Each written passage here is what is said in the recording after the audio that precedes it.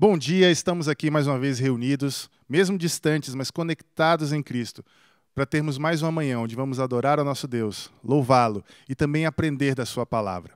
Eu quero convidá-los a iniciarmos esta manhã lendo Efésios, capítulo 1, dos versos 7 ao 10. Diz assim: Nele temos a redenção por meio de seu sangue, o perdão dos pecados de acordo com as riquezas da graça de Deus, a qual ele derramou sobre nós com toda a sabedoria e entendimento, e nos revelou o mistério da sua vontade, de acordo com o seu bom propósito que ele estabeleceu em Cristo. Isto é, de fazer convergir em Cristo todas as coisas, celestiais ou terrenas, na dispensação da plenitude dos tempos. Vamos orar. Pai, nós te agradecemos, porque o Senhor é o Deus resgatador, aquele que vai em direção ao homem e nos traz para perto de ti. Nós te agradecemos porque o Senhor nos amou de tal maneira que deu seu único Filho para que hoje pudéssemos te chamar de Pai e pudéssemos compreender que tudo é por meio do teu Filho, para o teu Filho e através dele. E é desta forma que chegamos a ti e te conhecemos. E assim podemos viver como família, viver como povo teu. Nós te louvamos e te agradecemos. Em nome de Jesus. Amém. Nada vai me separar, mesmo se eu me abalar, teu amor não falha.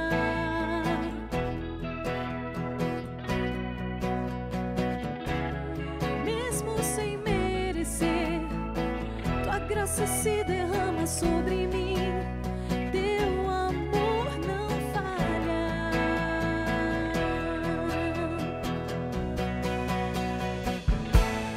Tu és o mesmo para sempre. Teu amor não muda. Se o choro dura uma noite, a alegria vem pela manhã. Se o mar se enfurecer, eu não tenho que temer, porque eu sei que me amas. Teu amor não falha.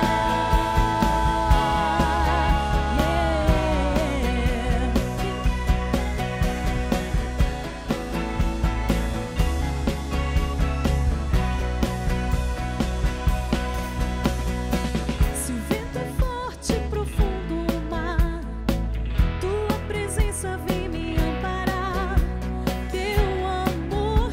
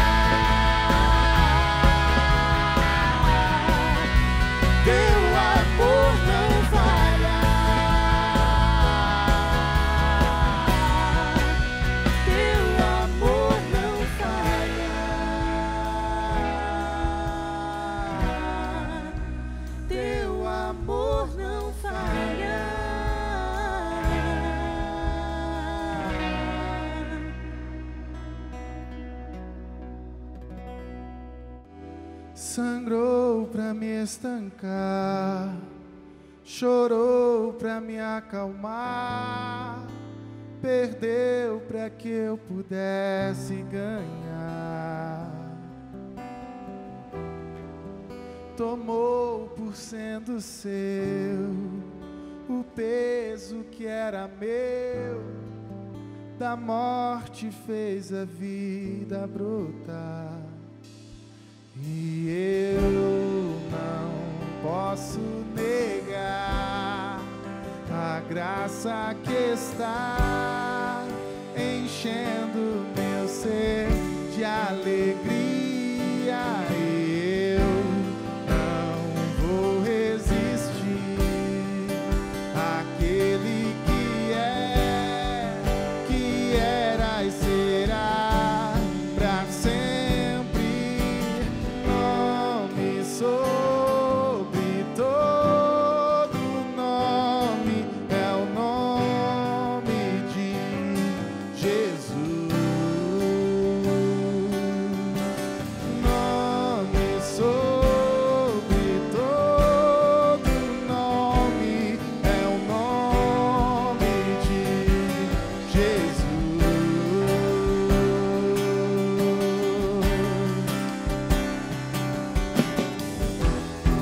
Sangrou pra me estancar, chorou pra me acalmar, perdeu pra que eu pudesse ganhar.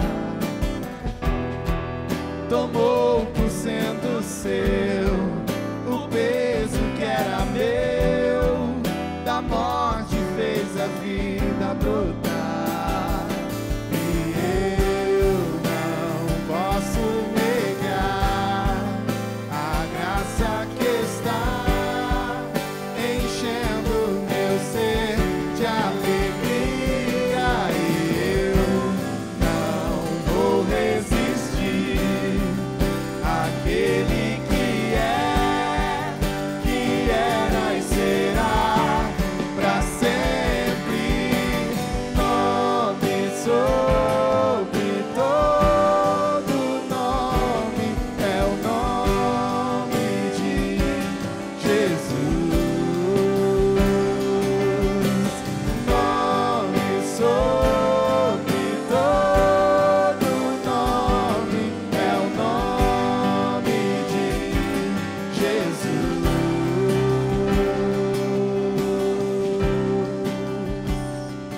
E eu não posso negar a graça que está enchendo meu ser de alegria. E eu não vou resistir àquele que era e será pra sempre. Nome sobre todo nome é o nome de Jesus. Nome sobre todo nome é o nome de Jesus. Nome sobre todo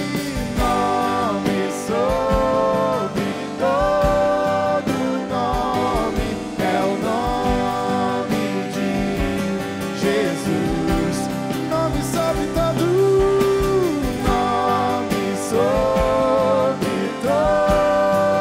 nome é o nome de Jesus.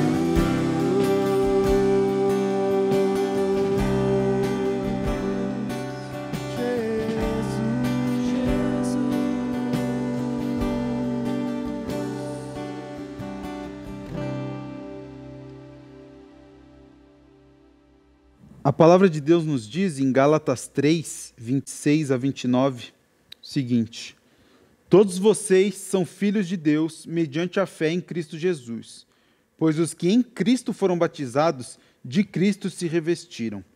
Não há judeu nem grego, escravo nem livre, homem nem mulher, pois todos são um em Cristo Jesus. E se vocês são de Cristo, são descendentes de Abraão e herdeiros segundo a promessa. Neste momento de contrição, nós somos chamados a olhar para um erro nosso, a nos arrependermos, por muitas vezes nos considerarmos mais que o outro, muitas vezes nos considerarmos merecedores da salvação, quando nenhum de nós somos.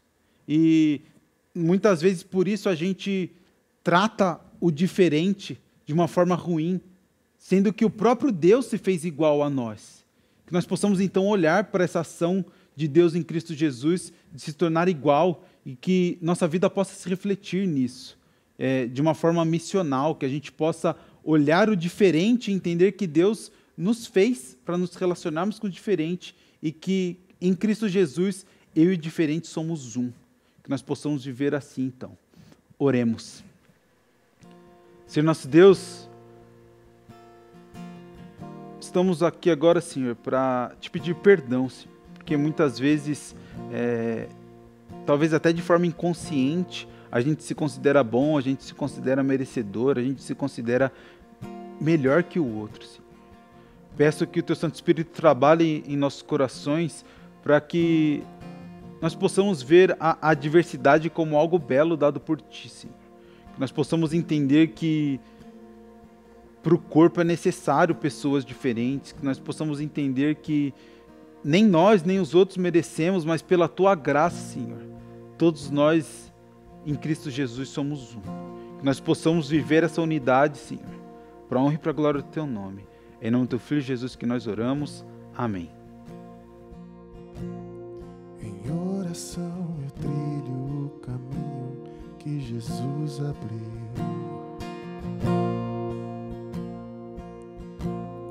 Até o trono onde Sua graça flui como um rio. Santo,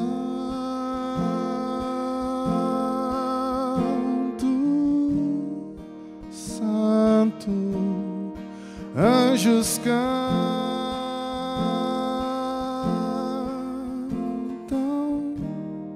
Santo.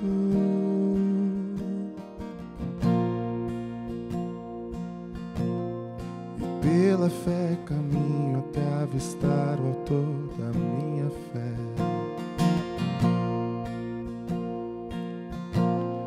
E o que eu posso oferecer para honrar quem Ele é? Santo,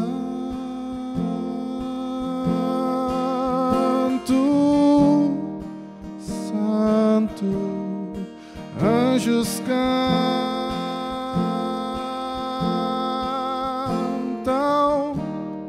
Santo. E ao partir me viro, eu sou indigno, mas Sua voz me diz: não vá, meu filho. Torne o meu sofrimento em testemunho. Me esvazie de mim e deste mundo, e que meu nome morra com meu corpo, e que o de Cristo permaneça em tudo.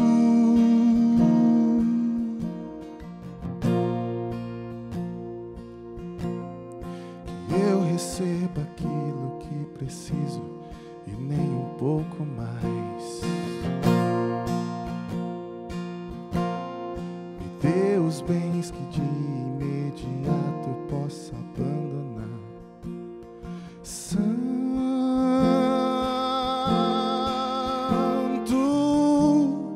Santo, eu canto santo,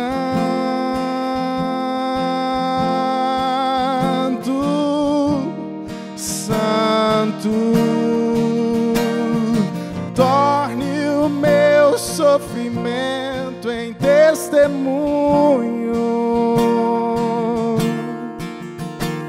Me esvazie de mim e deste mundo, e que o meu nome morra com meu corpo, e que o de Cristo permaneça em tudo, no nome de Cristo, no nome de Cristo. Amém.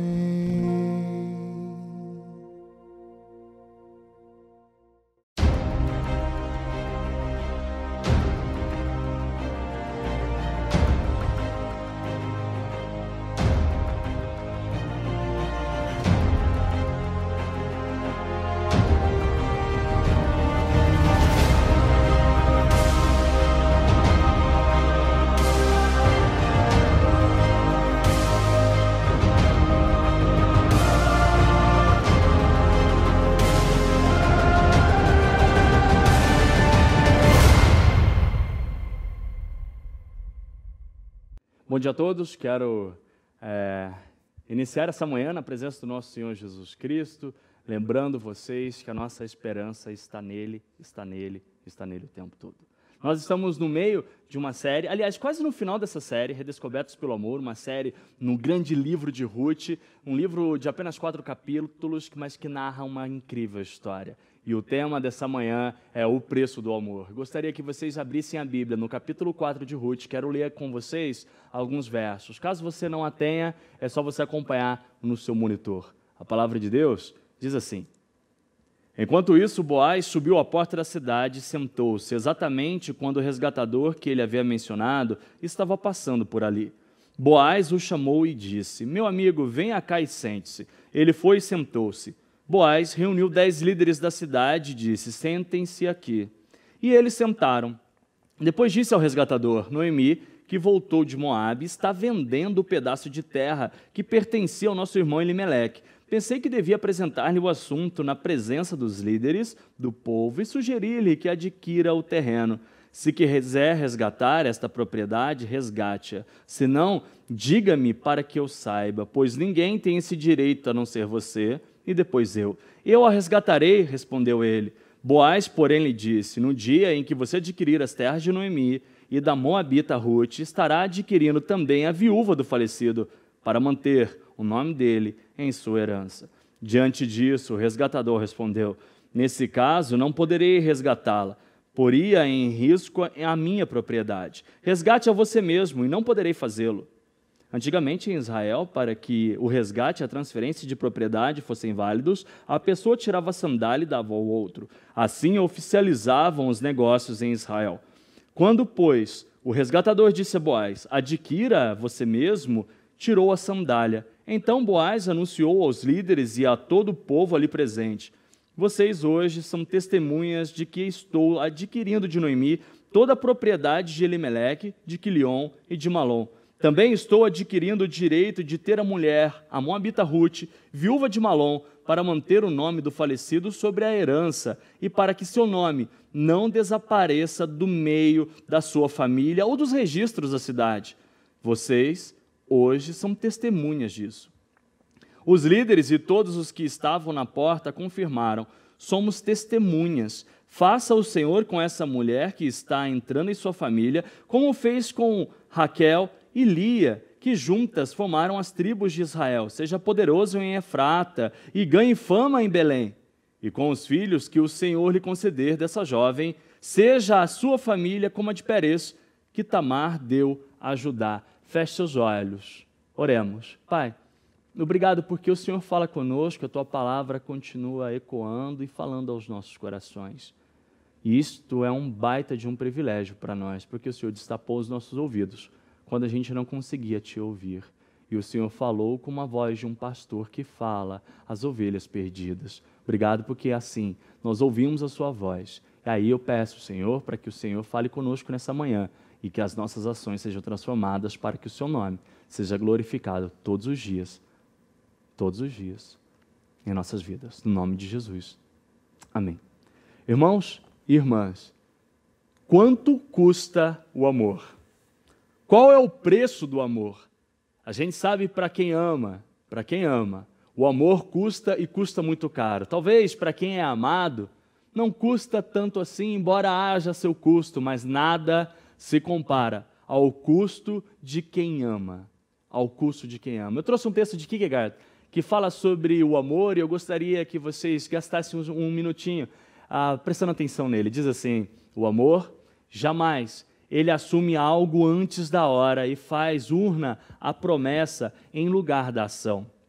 Jamais se satisfaz consigo, mesmo na ilusão de já estar pronto. O amor jamais demora junto a si mesmo, deliciando-se consigo.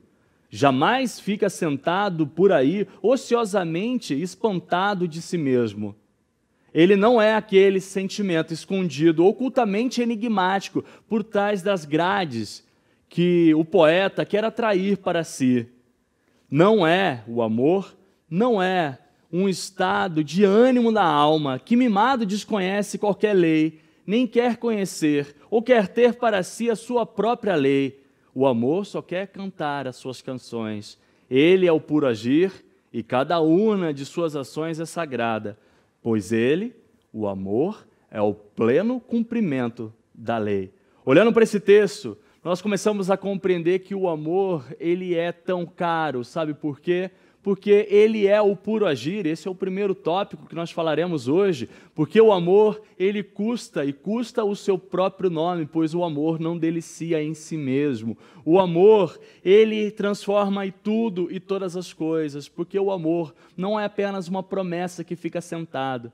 O amor, ele faz a ação. Então vamos lá, o amor, ele é o puro agir. Primeiro ponto, mas antes de entrar no primeiro ponto, eu gostaria de lembrar cenas dos capítulos anteriores. No episódio anterior, Ruth havia encontrado com Boaz. Ruth ouviu de Boaz, para quem não lembra, Ruth é moabita estrangeira, precisava ser resgatada. A lei dizia que se um marido fosse morto, se ele morresse e deixasse a sua família, o irmão ou o cunhado da casa da mulher, o irmão dele, ou o mais próximo, deveria assumir aquela terra para que o nome daquela família não fosse esquecido, para que a terra não sumisse, para que pudesse a posteridade continuar.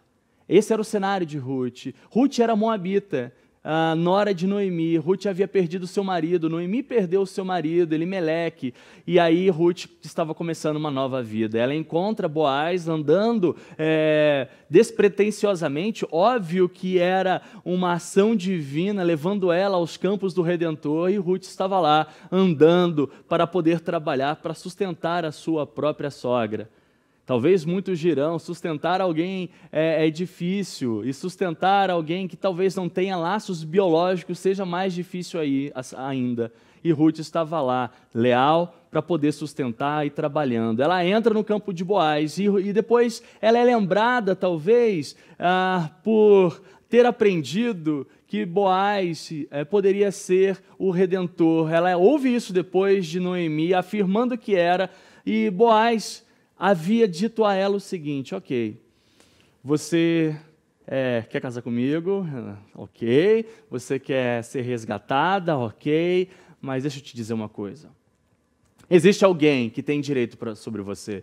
Eu tenho uma vontade, eu quero, mas eu não tenho direito. Tem alguém que tem direito de fato. Eu preciso falar com ele para que eu possa saber se ele vai resgatar ou não você, e se ele não resgatar você, eu a resgatarei. Eu comprarei as terras, eu assumirei você, eu assumirei a responsabilidade. Esse era o cenário. Ruth, depois de ter encontrado, depois de ter ouvido tudo isso, ela vai para Noemi e conta aquilo que ela ouvira. E Noemi fala para ela: descanse, descanse, porque Boaz jamais vai se cansar enquanto não resolver isso hoje. E aí fecha-se as cortinas sobre Noemi e Ruth e acende uma nova cortina para uma nova cena em Boaz. A cortina que agora é revelada, o narrador diz o seguinte, que Boaz saiu desse lugar depois de ter falado com Ruth, saiu para poder resolver essa questão.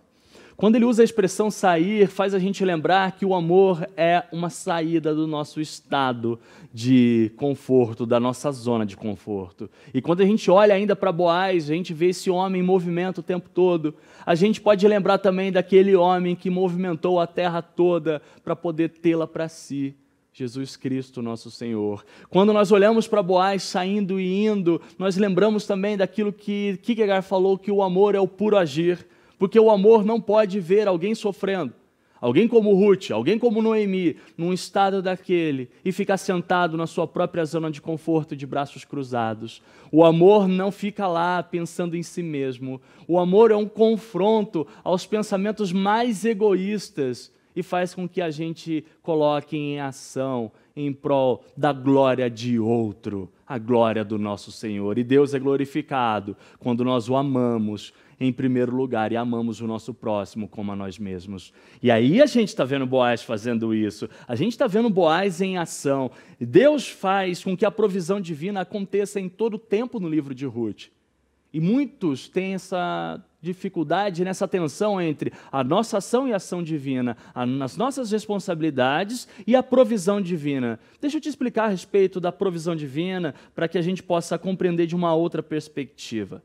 A provisão divina não é, ou a doutrina da providência não é um argumento para que a gente não trabalhe e fique esperando um movimento social de dó de alguém que vai nos servir. É muito gostoso estar sentado esperando alguém que nos sirva o tempo todo. A provisão divina não é isso. Provisão divina é a certeza que Deus decreta os fins, mas também decreta os meios para que o mundo seja sustentado. É Ele sustentando o mundo, mas veja, decreta os fins e decreta os meios. O trabalho é a forma como Deus decreta para que a gente possa chegar. É o meio que Deus decreta para que a gente possa chegar ao fim.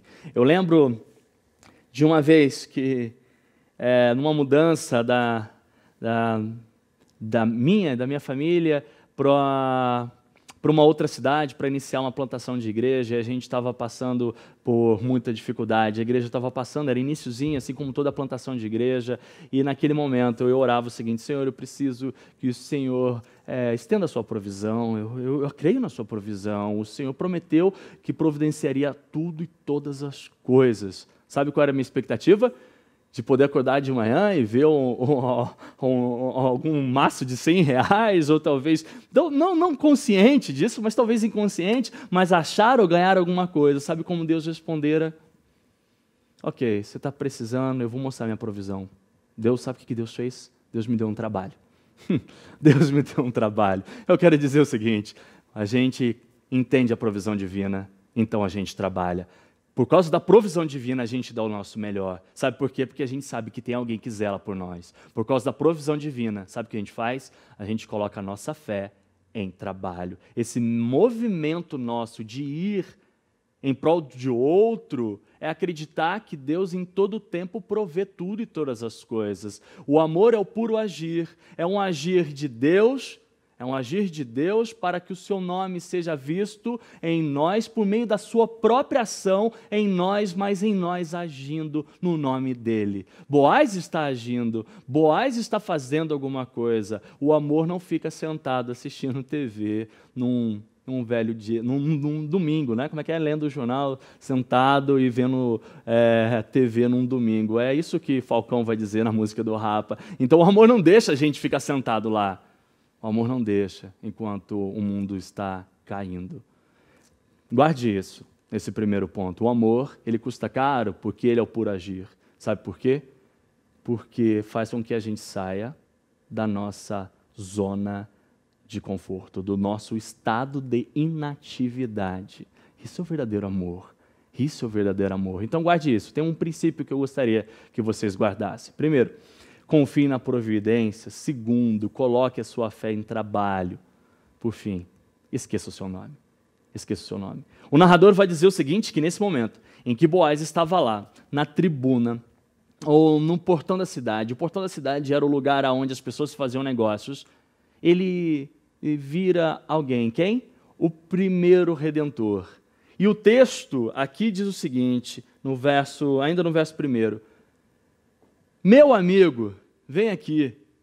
No original, no hebraico, diz o seguinte: fulano, vem aqui. Vem aqui, vamos conversar. O nome dele é suprimido. O nome dele não aparece. E a gente vai ver isso no próximo tópico. No próximo tópico. O nome tem o seu preço e a gente precisa abrir mão disso. O amor custa caro, porque custa o nosso próprio nome. Então, ok, primeiro, o amor é o puro agir. Segundo, agora a gente está nele, o amor custa o seu próprio nome. Nos versos 2 até o verso 10, tem uma grande tensão interessante aqui. A negociação de Boaz chamara as testemunhas, 10 anciãos, e lá estava ele dizendo o seguinte: olha só, Ruth, Noemi está aqui, está vendendo a sua terra. Sabe, Noemi?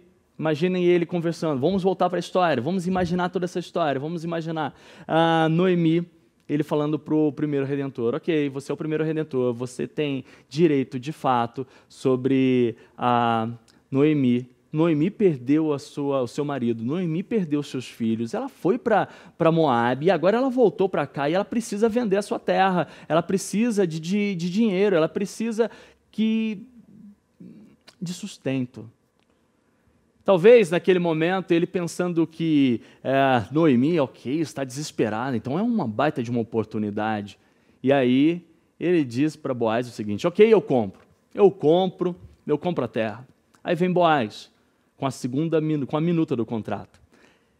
Diz o seguinte: olha só, se você comprar essa terra, você precisa assumir Noemi, você precisa assumir Ruth. Sabe Ruth, a moabita, aquela que veio de um lugar que era inimigo do nosso? Então, você tem que assumir.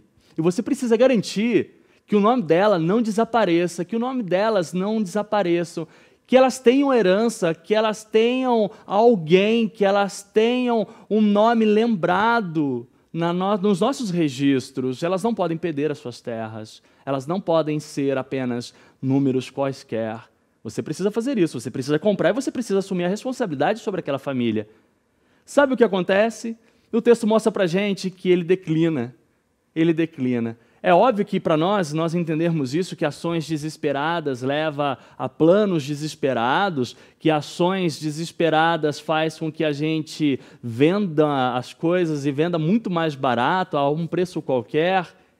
Talvez ele estivesse pensando nisso, mas se ele fizesse isso, ele teria que abrir mão do seu próprio nome, porque se ele comprasse, não era o nome dele que seria visto, não seria o nome dele lembrado, e o nome era atrelado com a terra, para que a cidade pudesse prosperar, crescer e ser lembrada e ser formada uma sociedade. E naquele momento, o nome dele não estaria escrito nas ruas, não estaria na praça, o nome dele não estaria nos registros, nos tijolinhos das igrejas.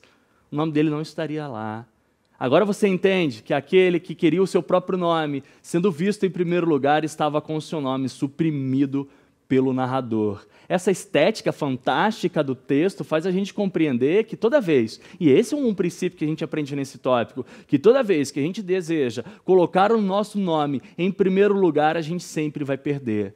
Se a gente coloca o nosso nome em primeiro lugar, em detrimento da indigência alheia, em detrimento do sofrimento alheio, a gente vai perder, porque o amor não é esse que pensa em si mesmo, no seu próprio nome. O amor custa caro, porque a gente aprende que o amor faz com que a gente pense no próximo. O amor custa caro, porque faz com que a gente venha a pensar no próximo. Se nós olharmos para Jesus Cristo na cruz do Calvário, Ele morre perdendo o seu próprio nome, para que nele nós pudéssemos ter um nome. Sabe qual o nome?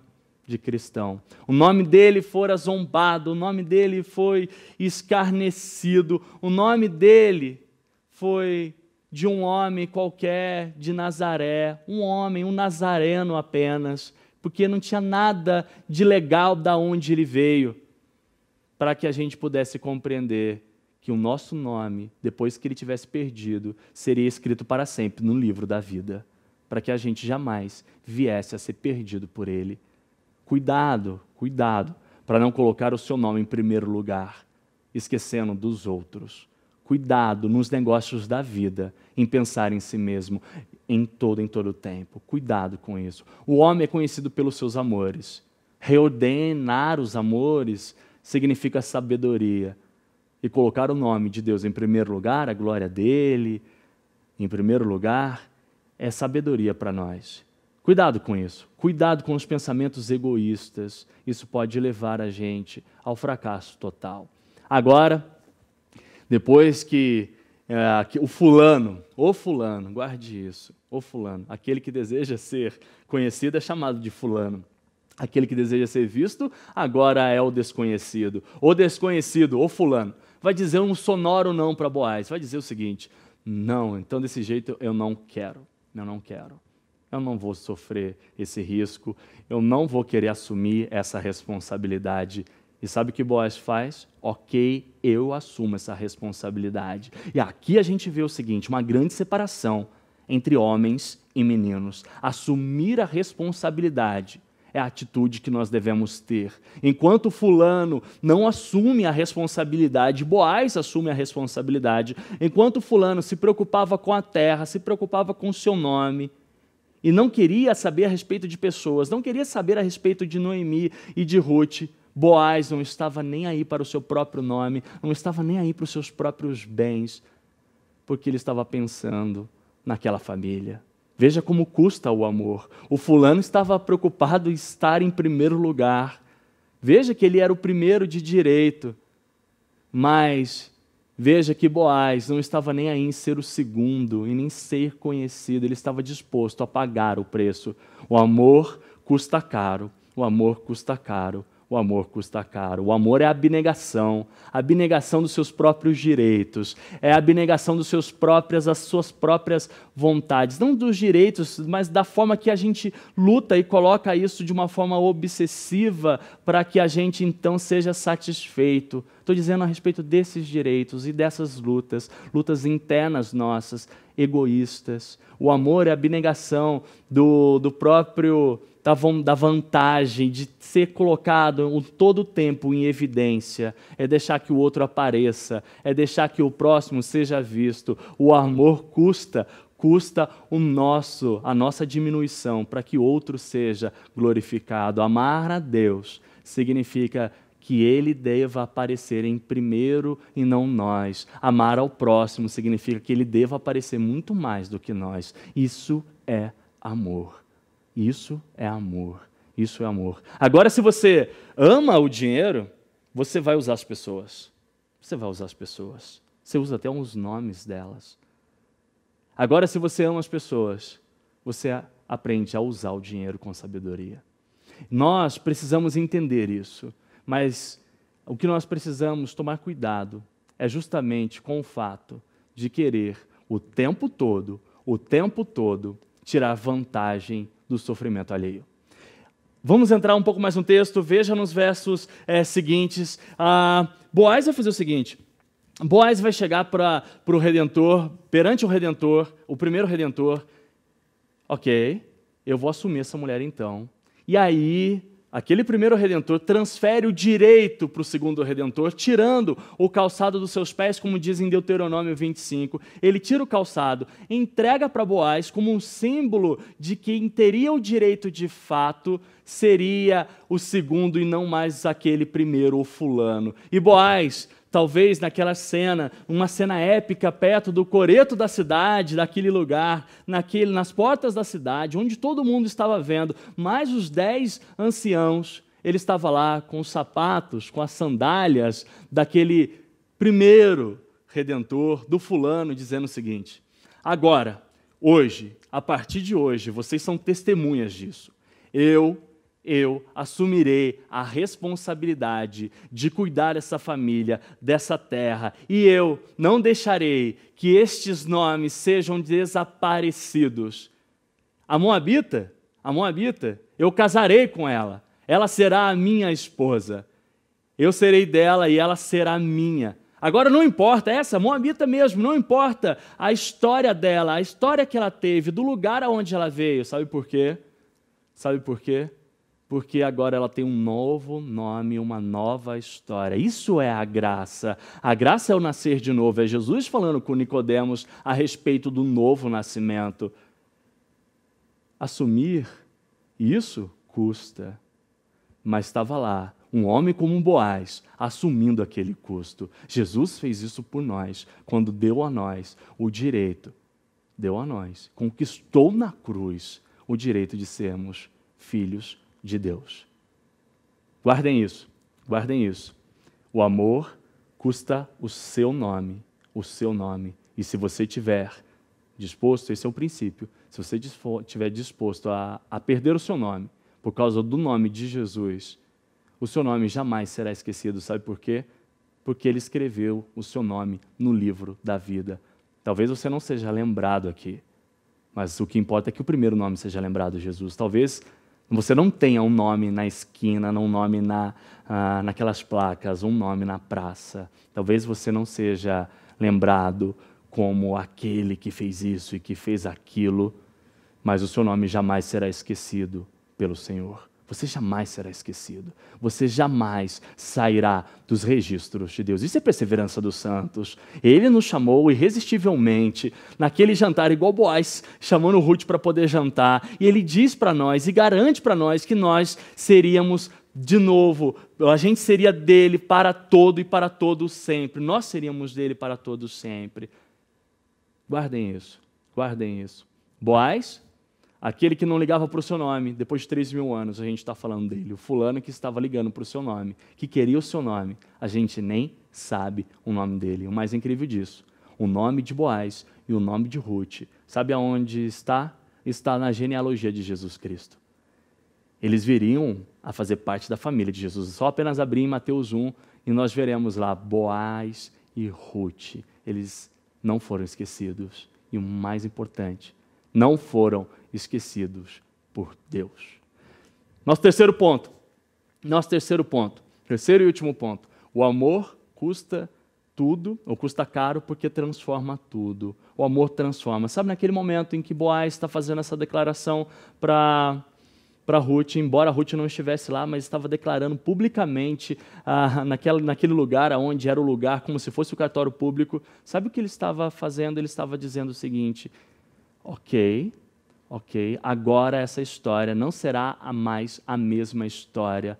Há uma nova história, uma história transformada, uma história redimida, uma história ressignificada, uma história restaurada. Isso é redenção, isso é restauração. Boaz estava dizendo o seguinte: pelo direito que a mim é conferido de resgatá-la, agora eu a resgato. E agora a vida dela não será mais a mesma, porque ela agora carregará o meu nome, fará parte da minha família, aquela que foi desamparada, aquela que foi rejeitada pelo fulano, agora é transformada pelo amor. Boaz estava assumindo ela, e aquele amor transformaria a vida de Ruth para todo, sempre. O amor transforma as histórias mais tenebrosas. E é interessante que nesse último ponto, eu quero mencionar os últimos versículos que nós lemos, o versículo 11 e o versículo 12, a oração dos anciãos. Eles oraram o seguinte: que Ruth seja como Lia e como Raquel. É interessante que eles mencionam isso, usados pelo Senhor como Lia foi. Voltem para a história, lembrem-se de Lia. Lia foi a mulher rejeitada por Jacó. Jacó foi enganado, ele queria Raquel, ele estava com Lia, e Lia queria forçar o amor de Jacó, dando para ele filhos, tentando conquistar o amor, até que ela se cansa disso e tem um filho, e diz ao Senhor que agora Deus era o amor dela, o Elohim era, e não mais Jacó. Deus estava em primeiro lugar naquele momento. Os afetos de Lia estavam sendo reordenados. E quando ela se entregara toda a Deus, ela estava então naquele momento totalmente restaurada, redimida. Aquela que era esquecida, rejeitada por Jacó, ela seria lembrada posteriormente. Veja o paralelo com Ruth. A mesma coisa. Veja também a história que eles vão fazer a gente lembrar. Ele vai falar de Judá e Tamar. Não sei se vocês lembram. E se vocês tiverem um estômago, leiam o capítulo 38 de Gênesis, que diz a respeito. Uma pequena parte eu quero dizer, que diz a respeito do seguinte: sabe como Tamar encontrou Judá? Tamar era a nora de Judá. Tamar, ela se disfarça de prostituta, se envolve com Judá e tem um filho sem falar para ele. Depois Judá vai querer saber quem é aquela prostituta, e ele descobre que era a nora dele. Uau! Duas famílias que são citadas na oração dos anciãos são famílias disfuncionais, são famílias que foram quebradas, são famílias que talvez há um olhar mais cético nosso, há um olhar que já está cansado nosso, há um olhar viciado do nosso, diria o seguinte: essas famílias não têm esperança, mas o Senhor restaurou aquela família de disfuncionalidades, elas encontraram a possibilidade de fazerem parte da funcionalidade do plano da redenção. Elas tiveram esperança, assim como Ruth agora começaria a ter esperança.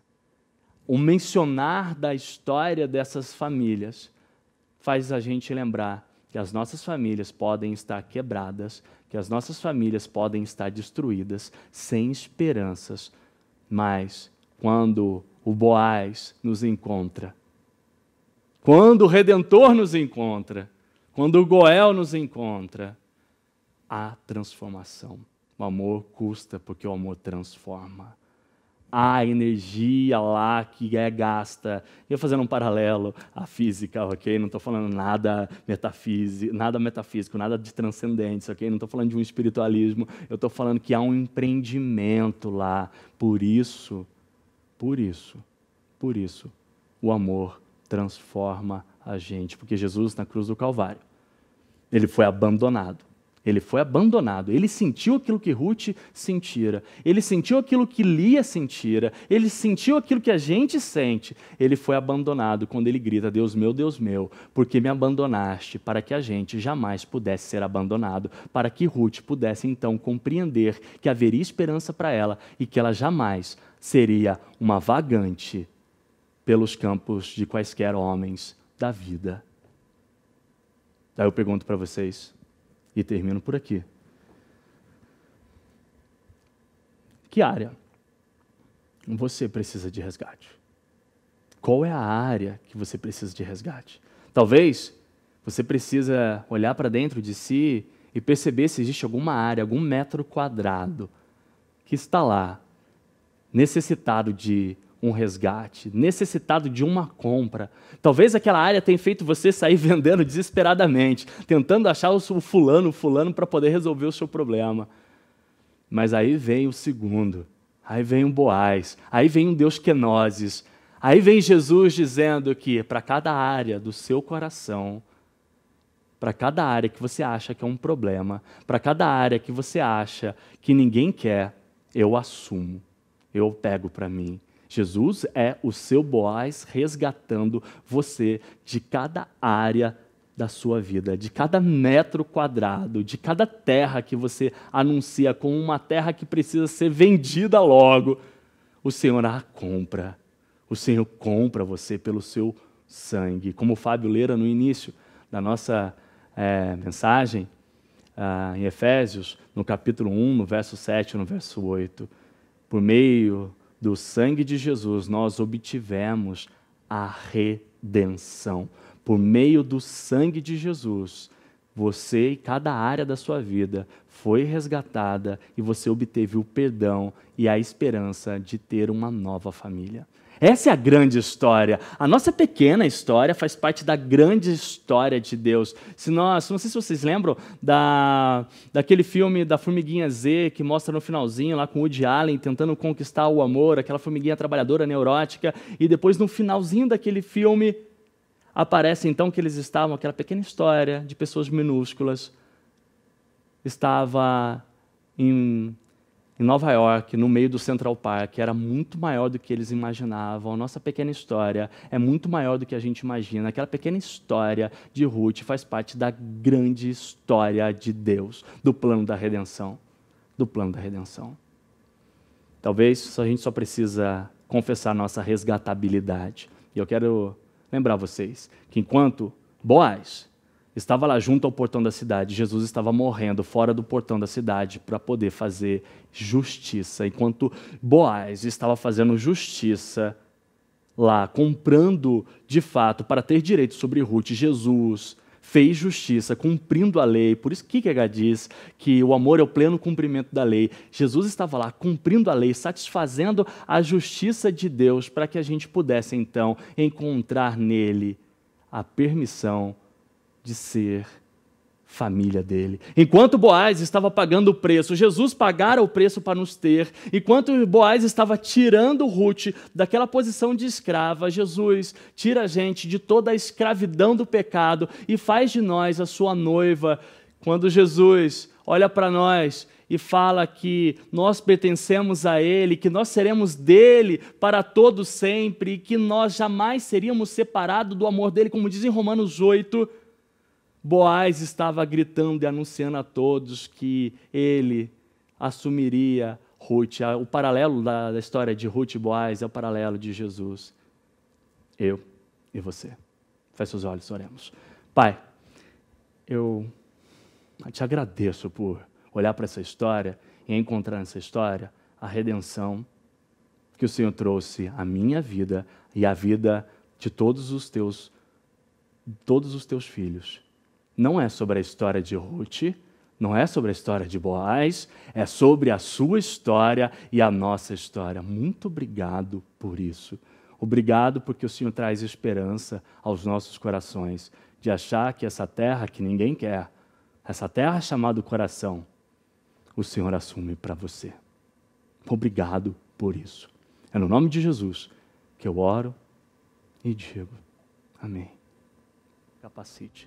Que a graça do Senhor Jesus Cristo, que o amor do Pai, que a presença poderosa do Santo Espírito de Deus estejam com todas as famílias de nossa cidade, estejam com todas as famílias do nosso Brasil e com todas as famílias da terra. Que Deus abençoe vocês.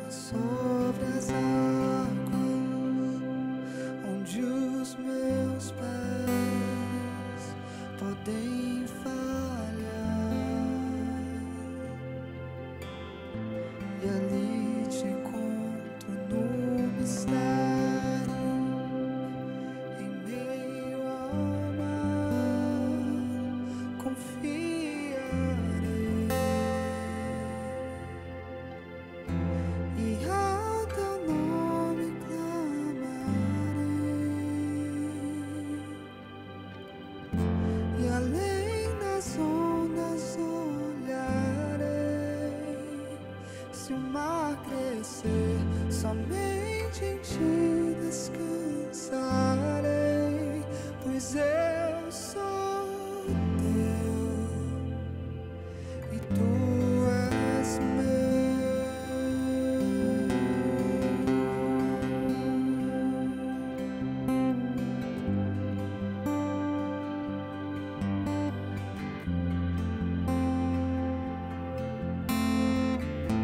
Tua graça cobre os meus temores, tua forte mão me guiará.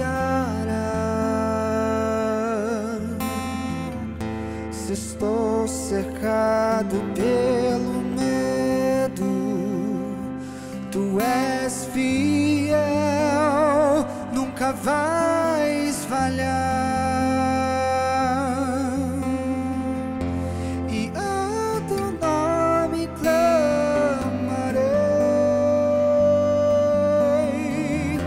E além das ondas olharei. Se o mar crescer, somente em ti descansarei, pois eu sou teu e tu és meu.